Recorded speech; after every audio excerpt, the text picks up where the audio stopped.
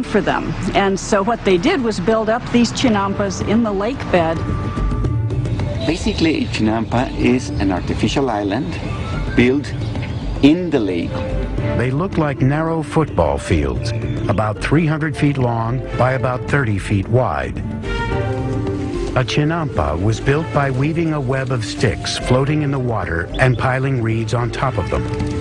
Mud was then scraped from the lake bottom and piled atop the reeds to form the chinampa. It took 4 to 6 men 8 days to build the average chinampa.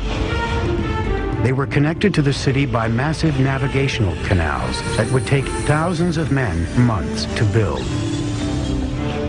A chinampa like this one could produce up to 7 crops a year, whereas a farm on the mainland could yield 1, maybe 2, maybe 3 at the most. As a crop was ready to harvest on a chinampa, seedlings from another would be sprouting out of mud that would be spread on a boat adjacent to the chinampa. Then when the seedlings were ready, they'd be transported to the chinampa, and this cycle would be repeated over and over and over again on hundreds and then thousands of chinampas. Now, it was this technology that transformed Tenochtitlan from just another tribal town in the 14th century to a dominant and thriving city-state. With their city's infrastructure in place and vast lands under their control, the Aztecs would push the boundaries of their empire further than ever before. They'd create a far-flung network of roads, Aztec superhighways. But as the empire grew, so too did their practice of human sacrifice. Soon, rivers of blood would be flowing through the streets of Tenochtitlan. The average life expectancy of an Aztec citizen was 37 years. Today, Tenochtitlan, the capital of the Aztec Empire, is gone, buried under modern-day Mexico City. But 700 years ago, it was a shining capital on the rise, built by advanced engineers and led by larger-than-life emperors. By the late 15th century, the Aztec population had exploded. Their next great emperor would launch a series of conquests that would rival anything in world history. His name was Ahuitzotl, and he would prove to be an even greater warrior than his grandfather, Moctezuma. By 1502, Ahuitzotl had conquered territory from Mexico's Pacific coast and pushed the empire as far south as Guatemala.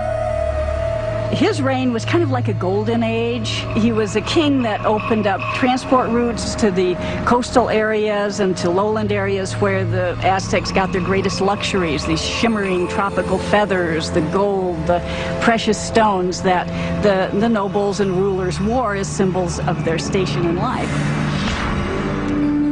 To transport riches to the heart of the empire, the Aztecs constructed a network of superhighways throughout central Mexico. Relay runners were stationed every few miles to create a sort of ancient Federal Express. Messages or goods could be sent 200 miles from the Gulf Coast to Tenochtitlan in just 24 hours, faster than the Postal Service today. With the empire at its height, the Aztecs under Ahuitzotl embarked on their greatest construction project, a massive pyramid at the very center of Tenochtitlan, the symbol of their absolute power. It was called the Templo Mayor, or Great Temple. The base of the pyramid was 240 feet deep by 300 feet wide and rose to a height of 15 stories. There were at least 117 steps in 2 staircases climbing 200 feet, leading to twin temples to honor the gods of rain and war. The temple was rebuilt on the same location 7 times, beginning in 1325 with the city's founding. As the empire grew, so did the pyramid. Each stage was simply built right on top of the stage before. The Templo Mayor was built mainly with a stone called tezontle, that is volcanic stone. It's a very lightweight stone that would prevent the sinking of the temple. For floors and walls, the Aztecs applied a lime plaster, which was a form of concrete. Some examples found today remain as hard as modern concrete, even after 500 years. Aztec workers labored for decades to complete their monument to the gods. The temple remained buried until 1978, when power company workers digging a trench accidentally uncovered a huge carved stone and discovered the temple ruins next to it. The disc, 11 feet in diameter, weighs 8 tons and depicts the dismembered body of the goddess Coyolxauhqui. Coyolxauhqui was the moon goddess, but her brother murdered her because she became pregnant in a very shameful way. Now, the Aztecs weren't prudes by any means. Matter of fact, nobles had many wives and concubines, but amongst the commoners, particularly women, adultery was a no-no and severely punished, often by death. So according to legend, the moon goddess's brother cut her head off, and after he decapitated her, he shoved her body down a hill. The Aztecs reenacted this killing literally and frequently in festivals throughout their calendar year. They would decapitate their victims at the top of a pyramid like this and then push the carcasses down the steps to the great stone at the bottom. For the Romans, their most precious treasure was gold. For the Egyptians, it was the afterlife. For the Aztecs, it was human blood. They felt a sense of reciprocity with the gods. So they needed to give a thanksgiving to the gods, giving the most precious thing they had, that was human blood. The Aztecs called it precious water, and they believed that if the gods didn't receive it in massive quantities, the world would end in apocalypse. It was common practice to adorn the walls of the insides of the temples with fresh human blood. And the smell must have been appalling. To dedicate his expansion of the Great Temple, Emperor Ahuitzotl held a mass sacrifice. The heads of victims were displayed prominently on skull racks around the temple. According to some chronicles, they say that there were sacrificed 20,000 people. From a practical point of view and from a scientific point of view, it sounds impossible. So I think that the chronicle that is written by Spanish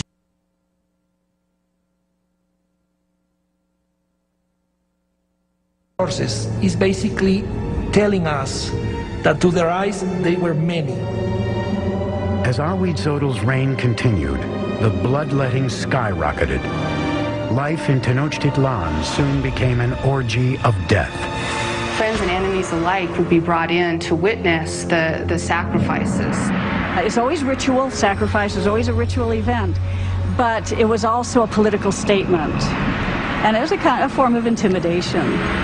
By the time of Ahuitzotl's death, the Aztecs had institutionalized sacrificial killing and turned killing on the battlefield into an art form.